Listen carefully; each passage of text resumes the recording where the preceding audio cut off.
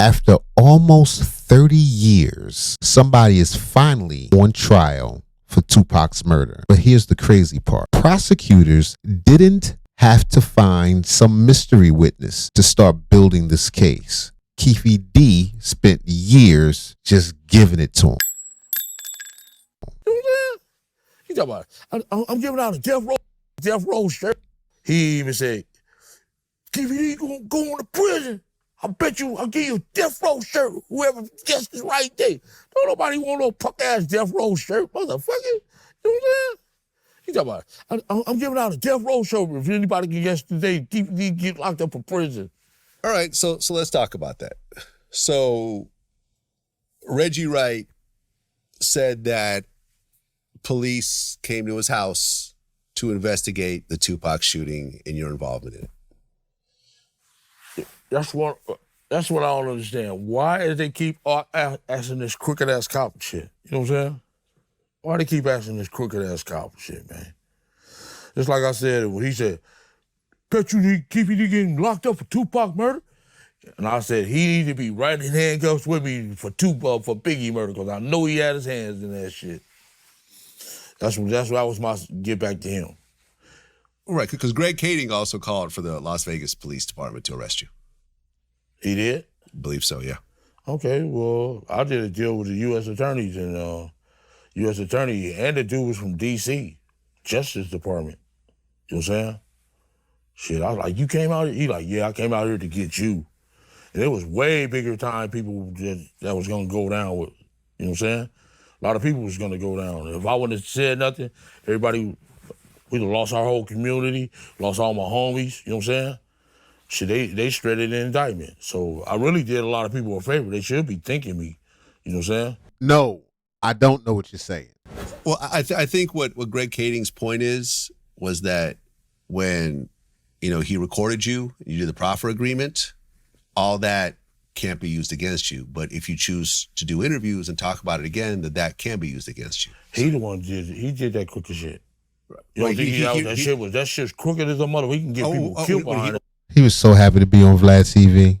He was so happy to be on VladTV. He saw all these people around him getting famous, putting their lives together, getting this interview money. He said, I got a story I need to tell on myself. He released the footage? He had the fucking, man, the proffer deals, they don't record. You know really? You know they don't record that shit, dude. Okay, I didn't know that. FBI don't record. He was set up there doing that illegal shit, dude. That shit was illegal. I would have never said nothing if I knew he had a fucking thing in his pocket.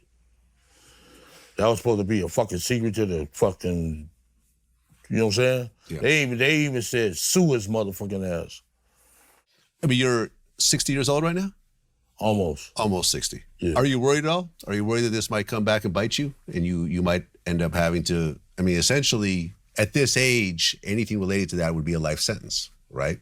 Man, dog, whatever life got to offer me, I'm gonna handle it, dude. You know what I'm saying?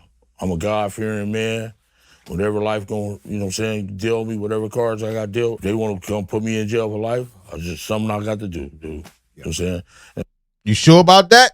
Like I'm scared of jail or nothing. Well, nobody says you're scared, but nobody wants to be there. I ain't scared of Disneyland, but I don't want to live there forever. Like, he's literally warning this nigga on camera.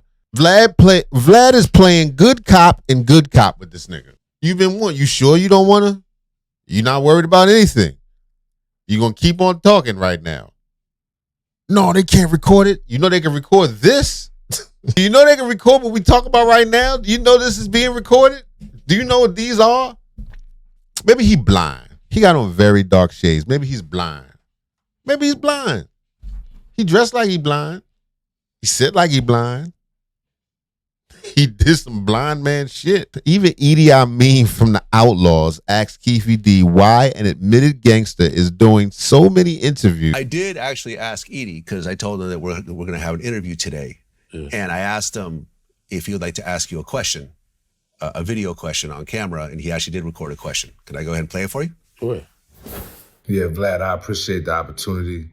If I had one question I would ask, Keffe D, if he is an admitted gangster, like he said, why he doing so many interviews?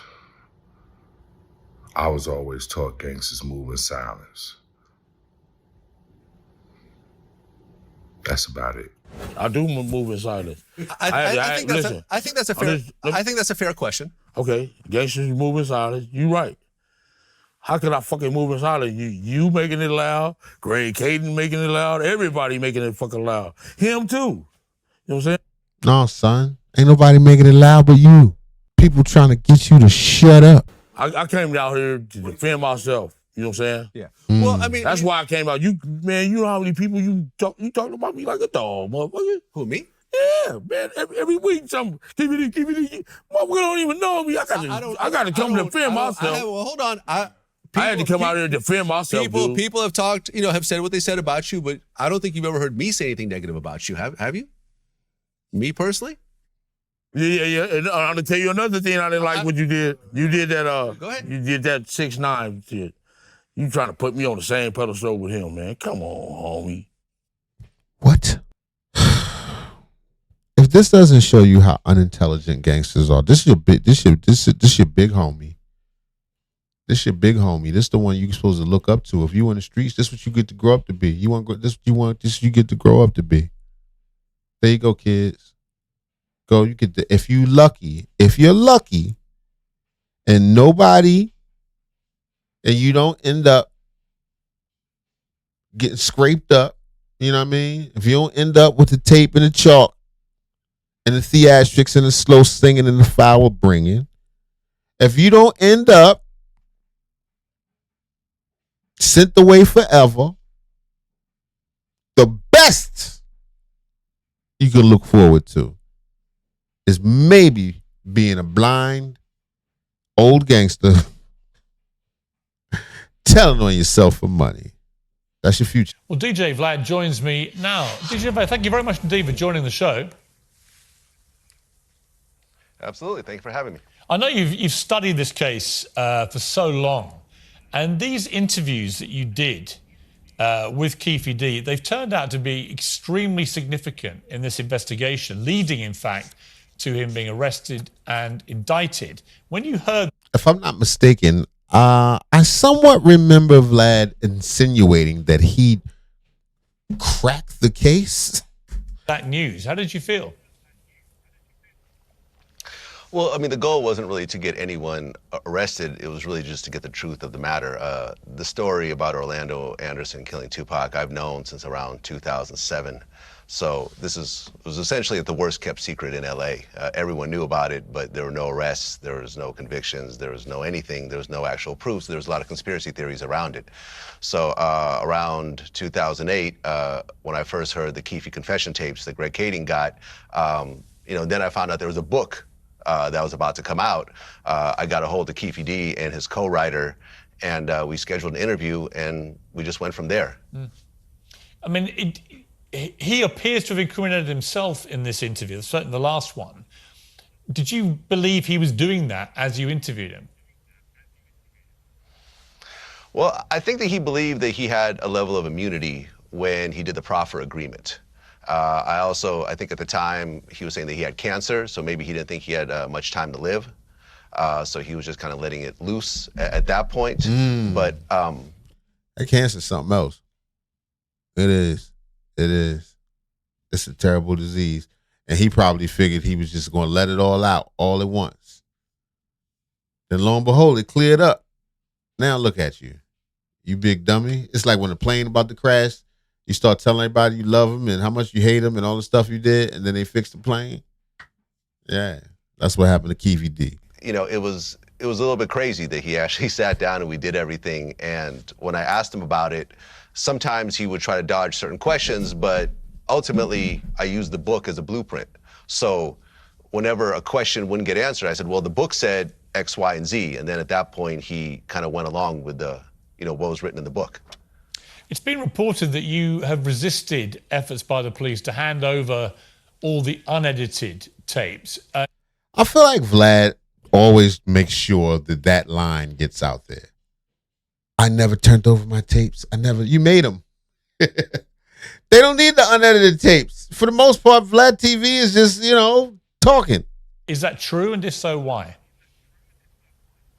Yeah, it's What true. more I mean, did they ultimately, need? people that we have on our show, we don't turn around and cooperate against those same people with the police. For me, just in terms of business-wise and my ethics and so forth, I just feel there's something wrong. So when Las Vegas police reached out to me multiple times, I just never responded. I think what they did ultimately want was the raw footage. He kept it silent. That was an email that they sent after a couple of phone calls went unanswered. Ultimately, if you know the style of our footage, everything that we film gets released. So I think there's a little bit of a barking up the wrong tree situation, but maybe they thought there was a gotcha on there in the footage that was unreleased, which I'm not aware of it since everything did get released. But ultimately, we don't cooperate with the police. And, we've had situations where police have tried to get footage. Why not? Why not?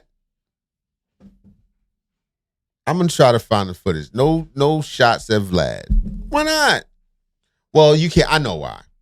I'm sure why. Because if you openly cooperated, then people would be somewhat reluctant to come up there. I don't care if you crack cases. I want niggas to stop doing crime. From us, and we've had our lawyers step in and actually block it. Are you concerned? I mean, I've done many interviews, including crime interviews, actually, over the years. And there's always a certain element of concern as an interviewer when you stray into that kind of territory about repercussions from people involved. I mean, given there's now been an indictment here, are you worried about repercussions against you? I don't worry about doing my job. I've been doing VladTV for 15 years now. We've covered a lot of very serious issues. We've interviewed like mass murderers like Sammy the Bull and so forth. So I don't really worry when it comes to doing my job. My job supersedes any level of concern or fear or anything else like that. And ultimately, go ahead with that journalistic integrity, Vlad.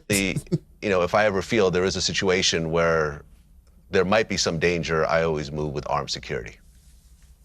You famously a very big fan of Tupac. There's, of course, millions of people were. Tupac. And it remained one of the great mysteries about this. If it turns out that your interviews have helped lead to solving this mystery, will you feel a sense of closure for Tupac and his family? Please stop calling him Tupac. Well, I mean, for me, the closure came 4 years ago when I did the interview. There was a lot of conspiracy theories when it comes to Tupac. There was that, Suge had him set up. There was the government did it. There was the first responder had a body that he switched. The Tupac is living in Cuba somewhere. There's a lot of crazy theories out there. So for me, when I did the interview 4 years ago and we went through the entire story, really Keefe D's entire life story, but really leading up to what happened from Orlando getting jumped at the mall to the next few steps to them going to Vegas to what happened, during the fight to what happened afterwards. That essentially told the story. Yeah. I've been saying for years that I solved the Tupac murder. Right. When it comes to the family, I've had... Right, there you go. He says again, I solved the Tupac murder. There we go. You cracked the case. Various family members reach out through people to say they're very happy about it. But the thing about it is, he didn't solve it. Keefe D solved it. Keefe D solved his own crime. I know people that were very close to Tupac's mother, Afeni Shakur, and they all told me that while she was alive, she did not care about the police solving this case. The Shakur family had a very, bad relationship with the police. Vlad, we've run out of time. Afeni was even pregnant. I'm really sorry. I'd love to have done more of this. Thank you very much for a great interview. Thanks enough. We don't want to. We've had enough of you, Vlad. Damn, Vlad. You let Pierce do you like that? Anyway, let me know what you think in the comments. Oh, man. Ooh, we're failing as a people. Don't understand what's wrong with these niggas. They just need all the fame. You can't be a gangster and famous at the same time. John Gotti taught y'all that. But I forgot you niggas can't read, so you wouldn't know no history. You can't be a criminal celebrity. That's an impossible feat. Every time it goes bad. Who's the most famous criminal celebrity you know, other than Donald Trump? luxury vehicles. If you're not orange, Balls, drugs, luxury vehicles, coochie, balls, drugs, luxury vehicles, violence, violence, violence, violence.